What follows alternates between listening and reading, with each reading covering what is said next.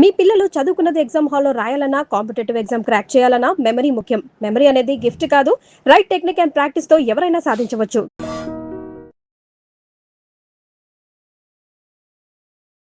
Hi hello నమస్తే welcome back to iDream media. నిజంగా మన దగ్గర ఒక 10 లక్షలు ఉన్నాయనుకుందాం. ఆ 10 లక్షలు సరిగ్గా మ్యూచువల్ ఫండ్స్‌లో ఇన్వెస్ట్ చేసినట్లయితే మనం వెనక్కి తిరిగి చూసుకోవాల్సిన అవసరం లేదు.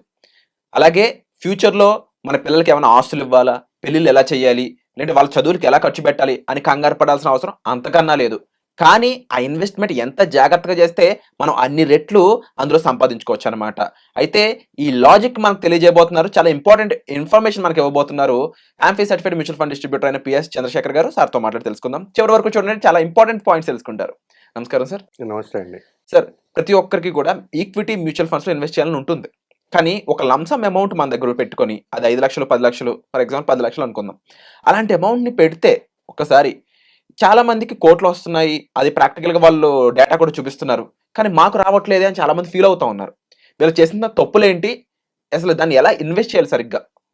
సార్ ఎప్పుడైతే మనం మాట్లాడుకునేది ఏంటంటే ఒక lump sum investment.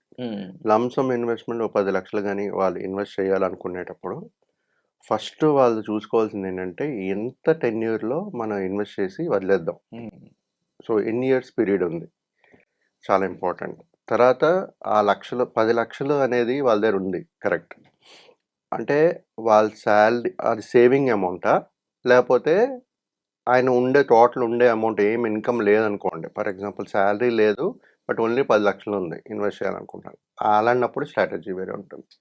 Source of income ఉంది, 10 lakhs సేవ్ చేసి ఉన్నారు, ప్లస్ ఒక హెల్త్ ఇన్సూరెన్స్ కూడా ఉంది. హెల్త్ ఇన్సూరెన్స్ లైబిలిటీస్ అప్పులు గిప్పులు ఏం లేవు. సో ఈరోజు మనం మాట్లాడుకునేది ఏంటంటే ఒక 10 లక్షలు సేవింగ్ ఉంది, ఆ డబ్బులు లాంగ్ టర్మ్ వాళ్ళకి అవసరం లేదు. ఓకే, అప్పులు లేవు, సోర్స్ ఆఫ్ ఇన్కమ్ ఉంది, రెగ్యులర్ డైలీ లైఫ్ లీడ్ చేయడానికి, ఫ్యామిలీని లీడ్ చేయడానికి. సో ఆ 10 లక్షల్ని ప్రజెంట్ సినారియోలో ఈక్విటీ మార్కెట్లో ఎలా పెట్టాలి అంటే 2026లో గురించి మాట్లాడుతుంటే మన మార్కెట్స్ ఎలాగ ఉన్నాయి, సిచ్యువేషన్స్ బట్టి, మన గ్లోబల్ సిచ్యువేషన్స్ అన్నీ చూసుకుంటూ ఏ విధంగా ఇన్వెస్ట్ చేయాలి అనేది టాపిక్ ఇవ్వాలి. Right sir. 10 లక్షలు మీ దగ్గర ఉందనుకున్నాం, మీరే ఇన్వెస్టర్, 10 లక్షలు మీ దగ్గర ఉందనుకున్నాం. మీరు ఏం చేయాలంటే, ఇప్పుడు మార్కెట్ చాలా వాలటైల్గా ఉన్నాయి, మీరు చూసే ఉంటారు. సెన్సెక్స్ చూస్తే అక్కడే ట్రేడ్ అవుతుంది, 24, 25, 23 అప్స్ అండ్ డౌన్స్ అక్కడే ఉంటుంది. అంటే market is moving side wise, అక్కడే ఉండిపోతుంది. సో ఎవరికి ఎవరైతే ఇన్వెస్ట్ ఆల్రెడీ చేస్తున్నారో, ఎప్పటి నుంచో చేసిన వాళ్ళు ప్రాఫిట్లో ఉన్నారు, బట్ రీసెంట్గా ఎంటర్ అయిన వాళ్ళు ప్రాఫిట్స్ ఏం చూడట్లేదు. సో ఇలాంటప్పుడు, ఇలాంటి సిచ్యువేషన్స్, గ్లోబల్ సినారియోస్ కూడా ఇంకా వరస్ట్ అయ్యే ఛాన్సెస్ కనబడుతుంది. ఇప్పుడు మన రీసెంట్గా చూసుకుంటే Trump 500% tariff increase, Russian oils ఎవరైతే కొంటున్నారో 500% పెంచుతాను అనుకుంటారు. సో ఇలాంటివన్నీ ఉండేటప్పుడు మార్కెట్ చాలా వాలటైల్గా ఉంటుంది. ఇలాంటప్పుడు మనం వాడవలసిన స్ట్రాటజీ ఏంటంటే, లంసమ్గా ఒకేసారి ఇన్వెస్ట్ చేయకూడదు. అంటే ఎలా చేయాలి అంటే, ఒక 10 సంవత్సరాలు లేకపోతే ఒక 20 years ఉందనుకున్నాం సమయం, వాళ్ళ investment 10 years. 10 to 20 years is a good time to invest, but lump sum కాదు. ఇప్పుడు మనం ఏం చేయాలంటే ఒక స్టాగర్డ్ వే ఆఫ్ ఇన్వెస్ట్మెంట్ చేయాలి. అంటే పెట్టవలసిన పెట్టుబడి 10 లక్షలని ఒక లిక్విడ్ ఫండ్ కానీ, ఒక లో డ్యూరేషన్ ఫండ్ కానీ పార్క్ చేసుకుంటూ, అక్కడి నుంచి ఈక్విటీ రిలేటెడ్ ఫండ్కి, ఈక్విటీ ఫండ్ స్కీమ్స్కి ఎస్టీపీ చేసుకోవాలి. ఓకే. సో చేసేటప్పుడు ఏంటంటే డ్యూల్ బెనిఫిట్. ఒకటి, మీ సేవింగ్స్ అకౌంట్లో ఉండేటప్పుడు మీకు ఏం రిటర్న్స్ రాదు. అంటే లిక్విడ్ ఫండ్లో పెట్టుకునేటప్పుడు ఒక 6 to 7% రిటర్న్ జనరేట్ చేస్తుంది, రైట్. అది కాకుండా సిస్టమేటిక్గా ఒక డెప్ట్ ఫండ్ నుంచి ఒక ఈక్విటీ ఫండ్కి మనం ఎస్టీపీ చేసుకుంటాం రెగ్యులర్గా, మంత్లీ అవనండి, డే అవనండి, ఇది అవనండి. బట్ ఇక్కడ మనం మాట్లాడుకునేది అంటే మంత్లీ గురించి మాట్లాడుతున్నాను నేను. ఎస్టీపీ ఒక కనీసం ఒక 10 months నుంచి 1 year ఎస్టీపీ చేసుకోవాలి. ఈ ప్రజెంట్ సినారియో 2026 అంటే మీరు ఫర్ ఎగ్జాంపుల్ ఒక 10 లక్షలు పెట్టారు, ప్రతి నెల 1 లక్ష రూపాయలు, అంటే 10 నెలల్లో మీ 10 లక్షలు ఈక్విటీకి వెళ్ళిపోతుంది. మీ ఇనీషియల్గా మనం డెప్ట్ ఈ లిక్విడ్ ఫండ్లో పెడతాము. అక్కడ ప్రతి నెల ₹1,00,000 ఎస్టీపీ ఈక్విటీ స్కీమ్లో పెడతాం. ఇలాగ ఇన్వెస్ట్మెంట్స్ చేసుకుంటూ వెళ్తే మనకి మార్కెట్ వాలటాలిటీని బీట్ చేసుకుంటూ కాస్ట్ యావరేజింగ్ చేస్తూ ఒక మంచి నంబర్ ఆఫ్ యూనిట్స్ అనేది అక్యుములేట్ అవుతాయి. అయినప్పుడు ఎప్పుడైనా మార్కెట్ ఈ వాలటాలిటీ అనేది ఎప్పుడు షార్ట్ పీరియడ్లోనే ఉంటుంది, కంటిన్యూస్గా లాంగ్ పీరియడ్ ఉండదు. మహా అయితే ఒక 6 నెలలు, సంవత్సరంన్నర అలాగే ఉంటుంది. సో అందుకే మనం ఏంటంటే ఇక్కడ 10 months నుంచి ఒక 1 year వరకు ఎస్టీపీ చేసుకుంటూ ఈక్విటీ స్కీమ్స్లో ఇన్వెస్ట్మెంట్స్ అనేది స్టాగర్డ్ వేలో చేసుకోవాలి. ప్రతి నెల ₹1,00,000 చొప్పున వెళ్ళిపోతే 10 నెలల్లోనే 10 లక్షలు ఈక్విటీ స్కీమ్లో ఇన్వెస్ట్ చేసినట్టుగా. Right sir. సో ఇది చేసేటప్పుడు మనకు బ్యూటీ ఏంటంటే కాస్ట్ యావరేజింగ్ అవుతుంటుంది, తర్వాత వాలటాలిటీని బీట్ చేస్తూ ఈ కాస్ట్ యావరేజింగ్ అవుతుంది, నెంబర్ ఆఫ్ యూనిట్స్ అక్యుములేట్ అవుతుంది. ఎప్పుడైతే మార్కెట్ రికవరీ ఉంటుందో మంచి రిటర్న్స్ జనరేట్ చేస్తాం.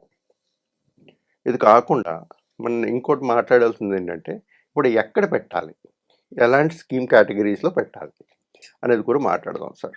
ఇప్పుడు ఆయన ఉండే 10 లక్షలని 40% ఆఫ్ 10 lakhs అంటే 4 లక్షలు ఫ్లెక్సీ క్యాప్లో ప్లాన్ చేయండి.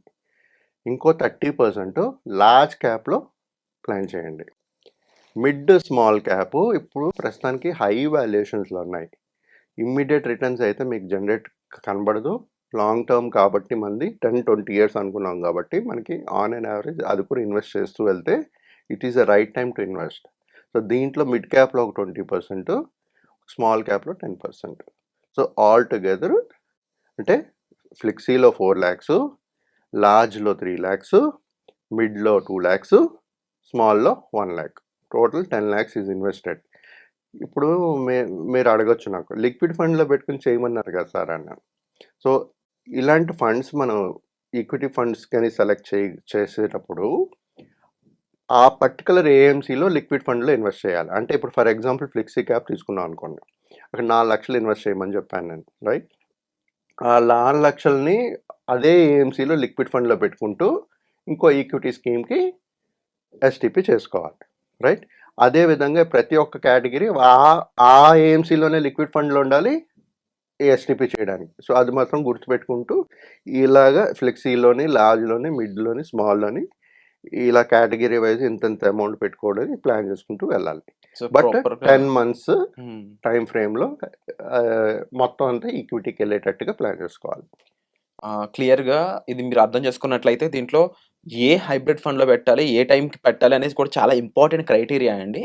సో అదర్ దెన్ మనకి ఇదంతా కూడా ఎడ్యుకేషన్ పర్పస్ మీద మీకు చెప్పడం జరిగింది. బట్ మా సలహా మేరకు ఇదంతా కూడా మీరు ఒక ప్రొఫెషనల్ అండర్లో చేస్తున్నట్లయితే ఇది సక్సెస్ఫుల్ అవ్వడానికి చాలా వరకు స్కోప్ ఉంటుంది అనమాట. ఓన్గా చేయడం వల్ల దీంట్లో రిస్క్ అనేది ఎక్కువ ఉంటుంది, మ్యూచువల్ ఫండ్స్ అయినప్పటికీ కూడా దానివల్ల నష్టపోవడానికి స్కోప్ ఎక్కువ కనిపిస్తుంది. సో దయచేసి ఇలాంటి ప్రాసెస్ ఎస్టీపీ అయి ఉండొచ్చు, మ్యూచువల్ ఫండ్లో ఇన్వెస్ట్మెంట్, అందులో ఈక్విటీ మ్యూచువల్ ఫండ్స్ ఇన్వెస్ట్మెంట్స్ లాంటివి సబ్జెక్ట్ టు మార్కెట్ రిస్క్ కాబట్టి ఒక ప్రొఫెషనల్ దృష్టిలో ఈ ప్రాసెస్ ఎగ్జాక్ట్గా మీరు చేసినట్లయితే మోస్ట్ ఆఫ్ ది సక్సెస్ అనేది మీరు చూస్తారండి. సో దీనికి సంబంధించి డిస్ప్లే అవుతుంటాయి నెంబర్స్, మీరు డైరెక్ట్గా సార్ని కన్సల్ట్ అవ్వచ్చు. అలాగే ఈ ఎపిసోడ్ని బట్టి మీకు ఏదైనా డౌట్స్ ఉంటే తప్పకుండా కామెంట్ సెక్షన్లో మెన్షన్ చేయండి. వచ్చే ఎపిసోడ్లో మళ్ళీ కలుద్దాం.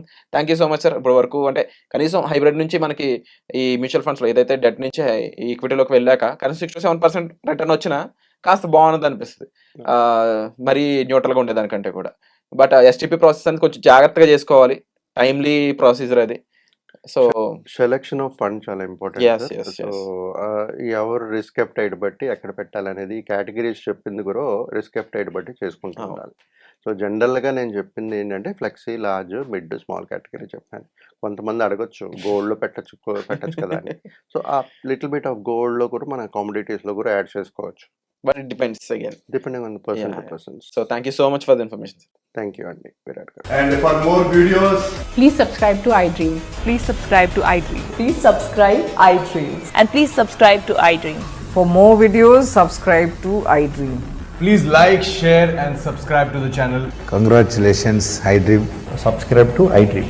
Subscribe to iDream. So subscribe to iDream Media. iDream ki iDream team అందరికి huge congratulations. Please subscribe iDream Media. Please subscribe to iDream. Subscribe iDream. Please subscribe to iDream. I dream అంటే నా కళల ఛానల్ను సబ్స్క్రైబ్ చేసుకున్న నోరు తిరుగుతలేదు, మీరైతే గంట గుర్తు కొట్టరు. For more such videos, please subscribe to iDream. Subscribe to iDream. Please subscribe to iDream. Please subscribe iDream Media. Please do subscribe to iDream. Please subscribe to iDream Media. For best entertainment and information, please subscribe iDream. And don't forget to subscribe to iDream.